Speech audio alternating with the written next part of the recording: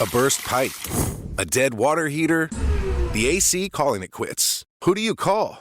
HomeServe is an easy way to handle unexpected home repairs with plans covering stuff basic homeowners insurance usually won't. Instead of scrambling for a contractor, you make one call to get the repair process started. Join the millions of customers who trust HomeServe right now. Go to homeserve.com/podcast for 50% less your first year. That's homeserve.com/podcast. Savings compared to renewal price. Void in Florida. Bite into a stacked sandwich made with Hero Bread, and the only thing you'll think is delicious. You won't think it has up to 19 grams protein, 11 to 32 grams of fiber, or just 0 to 5 grams net carbs. But it does. Hero Bread. No compromises, just loaves, buns, tortillas, bagels, and noodles packed with flavor. Right now, get 10% off at hero.co with code IHEART. That's HERO.co, code IHEART. All figures per serving of Hero Bread. See nutrition facts on hero.co. There's a fire inside you can't ignore. Stand still? Not a chance. You're a lifelong learner who's come this far. Now, we're here to help you keep going further. Capella University. What can't you do? Visit capella.edu to learn more. Hello, beautiful. I'm Amy Eric, founder of Madison Reed, a hair color company I named after my daughter. Our prestige salon quality hair color delivers gorgeous, multi-dimensional color and 100% gray coverage. Color at home or visit one of our 95 plus hair color bars nationwide and let our licensed pros do it for you. Visit madison-reed.com and use code podcast20 for 20% off your first order or service. Confident, bold, unstoppable. That's the power of Madison Reed. What if everything you thought you knew about autism and mental health wasn't the full story? Today's conversation might change the way you see it. Welcome to Why Not Me? Embracing autism and mental health worldwide, where real conversations and lived experiences inspire understanding and hope. I'm Tony Mantor. This is where understanding begins. If this kind of conversation matters to you, then follow the show so you don't miss what comes next. Joining us today is Jennifer Kaufman. When we talk about autism, we often focus on individuals or parents, but there's another perspective that can shape understanding in a very powerful way. That's grandparents. Jennifer is an author and advocate who is helping redefine that conversation through her book, Grandparenting on the Spectrum. Her work challenges generational assumptions and opens the door to greater awareness and acceptance. Through her work, she offers insight, compassion, and a bridge toward deeper connection. Thanks for joining us today. My pleasure. Thank you so much. Oh, it's my pleasure. Let's start this off with telling everybody what you do. My name is Jennifer Kaufman. I am not only a school principal at a school for kids with autism, but I am also the grandmother of an 8-year-old who is on the spectrum, my grandson, Ben. I am also a speaker, a trainer, an advocate, all things autism. Work with grandparenting groups, talking to them about my book and all that I write about there. But I also train first responders and police departments and college campus security teams. And I help them better understand what it means to work with somebody who is neurodiverse. So tell us the name of your book. The name of my book is Grandparenting on the Spectrum, A Journey from Both Sides of the Desk. Wow, I like that. Great title. Thank you. How long did it take you to write the book? And if you would, give us a little information about it. I started writing it about 2 years before publication, and it is about my learning curve, my own personal learning curve. Okay. Because I was this person working with students and their families and autism. And once my grandson was diagnosed, I started bringing all of that experience and knowledge to my daughter and her husband. And I quickly realized that sometimes new parents don't want an expert telling them what to do when that expert is your mom. Sure, that's very understandable. Which affected you more, being the grandparent of an autistic child or working with autistic children in the school system? Well, that's a great question. I would say that on a deeply personal level, of course, having a child with autism in the family and understanding how that changes the dynamic of a family really deeply affected me, though my years as a school administrator and working with kids who have autism, that's my heart's work. I never quite understood the commitment that the families were involved with because, I go home at the end of the day. It's interesting. I've had teachers that have been on here that later became autistic parents. They thought they were going to be great mothers because they worked with children in the school system that were autistic. Then when real life situations happened and it was after school, that's when the reality set in that this was going to be their daily life from now on. So how did that affect you? You've worked with autistic children in the school system, and now you have an autistic grandson. How did that dynamic play out for you? Well, it was interesting because initially, like when I found out my daughter was pregnant, I had all these expectations of what that was going to look like in terms of my role as a grandmother. Sure, that makes sense. And then once that autism diagnosis happened and having the knowledge that I do from being in the field, I really understood that I had to shift my expectations. Sure.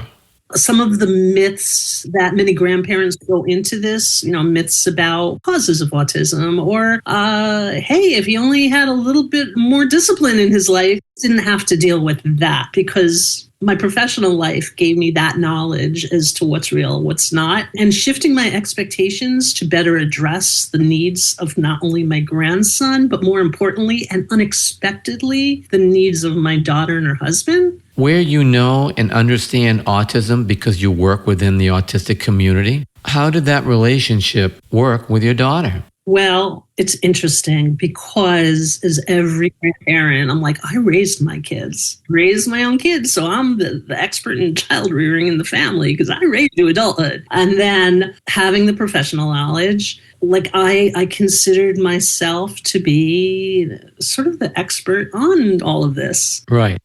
Really quickly, I learned that new parents and parents with a new diagnosis, particularly, they're the experts. Right. They're the experts. They're the ones with the knowledge. They're the ones living it. Yes. And their opinions and their thoughts are so incredibly important. And their say-so is sort of the final word. And accepting that was a big part of that shift. Did you have an emotional part of it that you went through that you really wasn't comfortably saying out loud at the time? Well, I think like all grandparents and all parents, really, you worry about the future. Mm-hmm. You worry about the future. And being not a parent, but a grandparent, right? Worry about the future after I'm gone. Yeah. If all works out well, grandparents, grandchildren and children will outlive their parents. Right. And, I worry about his future, my daughter's future, and that the resources are available to support everybody and making sure that support system is in place. There's a lot of misconception out there about autism. Many have this perception of what they think autism is, when in reality, it's not even close to what they thought it was. What would you tell grandparents that have this perception of what they think autism is, and then when they find out their perception was totally wrong, what would you give them for advice? I'd tell them a couple of things. The first thing is, when you've met one person with autism, you've met one person with autism. The second thing is, things will change day to day, week to week, hour to hour. And, things, when I see my grandson, he might love certain things and he might be doing certain things. And then I meet him again and it might be a completely different situation. And that's okay. Grandparents don't have to show up and be perfect. They just have to show up. Yeah, right. In your experience, what helps people move beyond what they feel is normal? So this way they can open themselves up to something that is completely different and embracing a different reality. Well, there's a shift that I tell grandparents and I tell first responders, and it's keeping in mind that when a child or an individual is struggling, it's not that they are giving anyone a hard time. It's that they are having a hard time. And bringing that with you when you go to be with someone who has autism or is neurodiverse, it really changes that conversation. It changes the way you look at the person who might be going through a difficult time. It changes the way you might want to support the family. It turns it from a defensive posture to one of support. What are the most striking differences you've seen between how older generations and today's generation understand autism, and how does it affect their acceptance?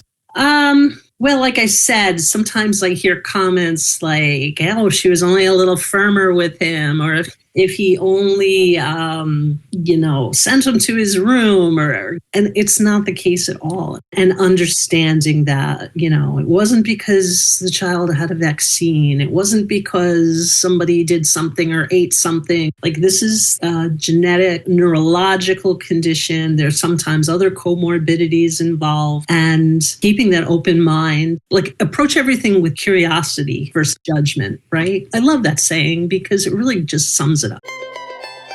Hey everyone, it's Cal Penn. I'm the host of Earsay, the Audible and iHeart audiobook club. This week on the podcast, I am sitting down with Ray Porter, the narrator of Andy Weir's audiobook Project Hail Mary, massive sci-fi adventure about survival and science and what happens when you wake up alone very far from Earth. I really had to make a decision because I caught myself getting that frog in my throat and starting to get teary as I'm narrating some of these sections. And it's like, okay, yo, is this indulgent? And I really thought about it. I was like, no, at this point, it would kind of be betraying the trust the author and the listener have in telling this story if I don't go through it. But there's places in this book that deeply emotionally affected me, and I left it on the mic. That's great. Because it served the story. People will say like, oh my God, I cried at the end. It's like, yeah, dude, me too. Listen to Earsay, the Audible and iHeart audiobook club on the iHeartRadio app or wherever you get your podcasts. Wait, I came in for two things. How is this $47?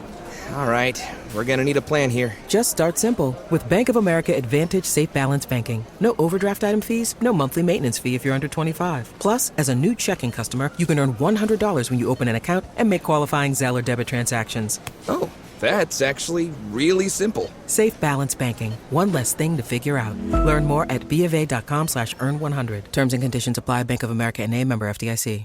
Bite into a stacked sandwich made with Hero Bread or a fully loaded bagel. And the only thing you'll think is delicious. You won't think it's up to 19 grams of protein, but it is. You wouldn't believe it has 11 to 32 grams of fiber, but it does. Hero Bread makes loaves, buns, tortillas, bagels, and noodles packed with taste, but without all the net carbs. We're talking 0 to 5 grams net carbs per serving. With Hero Bread, there are no compromises, just flavor. There's none of the stiff baked goods you'd expect from better-for-you brands. There's just the soft, fluffy bread you crave. Plus, small batch drops of indulgent favorites, like the popular 2-gram net carb Hero Croissant and 3-gram net carb Hero Pain au Chocolat. And right now, Hero Bread is offering 10% off your order. Go to hero.co and use code IHEART at checkout. That's code IHEART at HERO.co. All figures per serving of Hero Bread. See nutrition facts on hero.co. This is Jonathan Goldstein from Heavyweight. If your finance team spends more time finding data than using it, if there's one entity here, and one here, and one here, and one here, if scaling your business feels like starting over, you need the Intuit ERP. Intuit Enterprise Suite is the AI-native ERP solution that's powerful, painless, and proven. Learn more at intuit.com/ERP. Now, you mentioned that you work with first responders as well. Yes. I think what you're doing is great.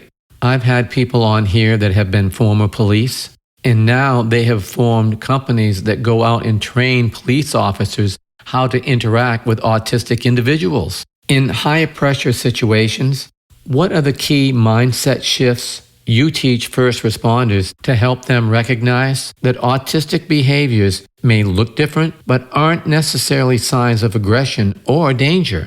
Absolutely.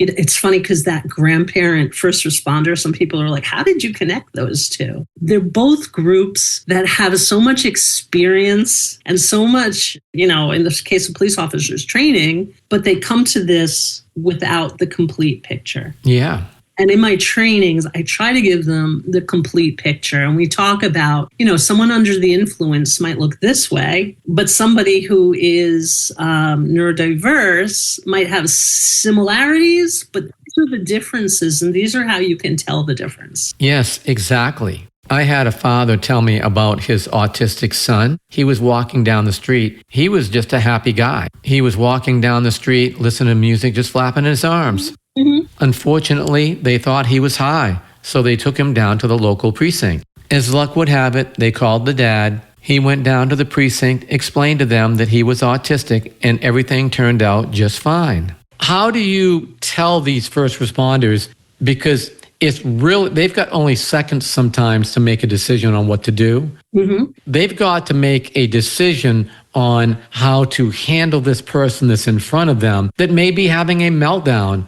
And then in 10 or 15 minutes, it'll be fine. But they've got to define that and figure it out and know how to diffuse that. So how do you help them learn how to first spot it, then when they spot it, diffuse it? Well, we talk a lot about communication issues. We talk about eye contact. We talk about the fact that this person might not be aggressing towards you in the same way that somebody who is under the influence or somebody who has malintent would be. I respect police officers and the fact that they have to make these split-second decisions. And I'm not saying that my training is a cure-all, but I certainly think that going into a crisis situation with some basic knowledge about what they should be looking for can be very helpful. I think that understanding that, police lights, sounds, sirens, these are the sensory issues that can really exacerbate a situation. I tell them about the Blue Envelope program. Are you familiar with it? Yes, I've heard of that. Can you explain it to our listeners? Sure. The Blue Envelope program is a blue envelope many towns will provide to you. I know in my area here in New Jersey, we're very involved with the Blue Envelope program. And a person on the spectrum who might be driving a car will keep their insurance papers, their license in this blue envelope. And on one side of the envelope, it says, if you are pulled over by a police officer, this is what you do, and give some instructions to the person. But then they take the envelope out of their glove box, give it to the police officer, and there may be information about that person, and it indicates that the person has autism, so that the police officer knows, okay, this person has autism and needs a different type of support than I would provide somebody who, I was pulling over for speeding, who was aggressing towards me. How long is a typical class for your first responders? Actually, they're pretty customized trainings. I do them online and in person. Oh, okay. Yeah. And what about in person? In person, they start at 90 minutes. Okay. Do half-day trainings, full-day workshops, and they're really structured around the needs of the community. Yeah, I had a former police officer. He was training first responders on how to interact with the autistic community. The captain tried to get him to do it at roll call, and he said, no, I won't do anything less than 4 hours. Because they have to really learn the differences, and that's something you can't do in a short period of time.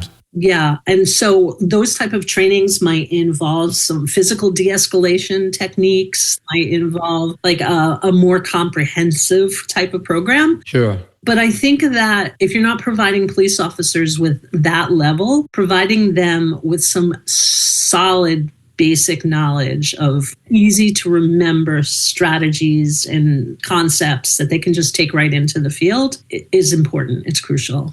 In the classroom, you'll learn certain things from different autistic kids and how they, handle different situations. What have you learned from your grandson? Because everybody can learn something from somebody. So what's been your learning curve with him? What I have learned, it astounds me each time, is that living in the moment and not worrying about what tomorrow will bring or what happened to you yesterday, and just living in the moment and doing what makes you happy and finding joy in what makes you happy is something that I've learned. Yeah. And now, how old is he now? He's 8. 8. What age was he diagnosed? He was diagnosed around 4. Around 4. Okay. Is he verbal? It's astounding because at 4, 5, 6, his verbal capabilities were so very limited. But just recently, he has become much more verbal. He's advocating for himself. If he's thirsty, he might ask you for a drink. And he has his talker to support his communication. Right. Is that through an iPad? Yes. Yeah, I've heard a lot of those, and I've heard they work really well. Yeah, not everybody will understand him all the time. We understand him because we're with him all the time. But if he is out in the community, or even if my students are out in the community, they will have a device so that if they're ordering a burger at a burger place and the person behind the counter does not understand what they're saying, they can take out their talker and they can choose a button to communicate. Okay, since we're talking about communication, have you learned ways of communicating with your grandson versus the kids that you would have in your classroom? How does that differ for you? It's a really good question. And I think it goes back to that original comment of like one person with autism. They're all so very different. I think that having my grandson in my life as he is makes me more relaxed around my students at school. Good, yeah. Yeah, I would say that. It makes me more comfortable going in and interacting with them and operating just from a slightly shifted perspective. Yeah. Now, you do a lot of advocacy work. What does that entail? It entails just what I'm doing now, talking about these issues, bringing it into the community. I do keynote speaking, public speaking. Mm-hmm. I have a website, Jennifer Kaufman Speaks. Okay. And I try to get the word out as much as possible. I feel like I'm doing this for my students and I'm doing this for Ben. Now, I've been doing this podcast for 3 years now, and it's amazing the stories that I hear and what people tell me. After hearing so many different voices and experiences, what perspectives have stood out to you the most? What makes them so impactful for you? I want to give a shout out to one of the other grandparents, my daughter's husband's mother. She does an exceptional job of educating the other family members, particularly all of the cousins, and making sure that the children in the family, no matter what their age, understand that Ben communicates differently, processes information differently. It's just so cool to watch. And it's so cool to watch him be supported by his cousins who he will grow up with. When you compare what you see at school with what you experience with your grandson, what are some of the misconceptions that really stand out to you? And what do you encounter most often that you wish people would take more time to learn more about? We hear all sorts of things, because parents are grasping for straws. They're looking for solutions to their problem. Not that it's a problem, but they're looking for a solution to help fix their child. Really, autism is a different operating system. It is. Just as I wouldn't fix my Apple computer to make it more like a PC, accepting it and learning about it and working with it in the way that it's meant to be worked with is such a better strategy than looking for the fixes. Now, that's not to say that there are some research-based supports that are out there. Research-based versus, somebody said this substance is going to help you just because the internet says so. Looking at the research, talking to your doctors, your therapists, and creating well-formed opinions before implementing any kind of strategy or support is just crucial. How do you feel that your book relates to people versus other books that are just about autism, especially where you're really pushing it towards the grandparent side? Yeah.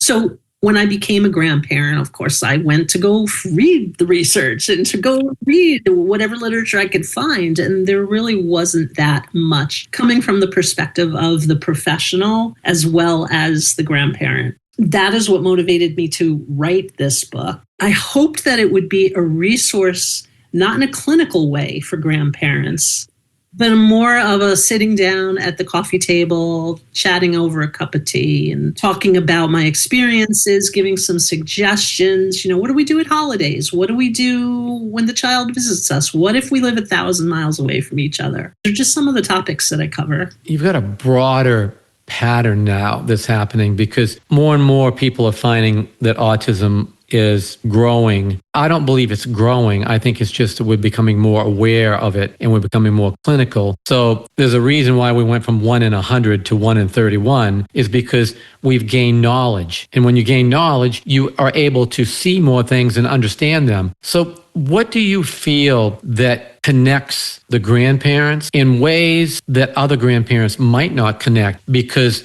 they're starting to get that lived experience of what autism is? I think that it's funny when I might go to a library and speak to a group of grandparents, and I find that there are a lot of tears, and it's not tears of sadness as much as they are tears of being heard.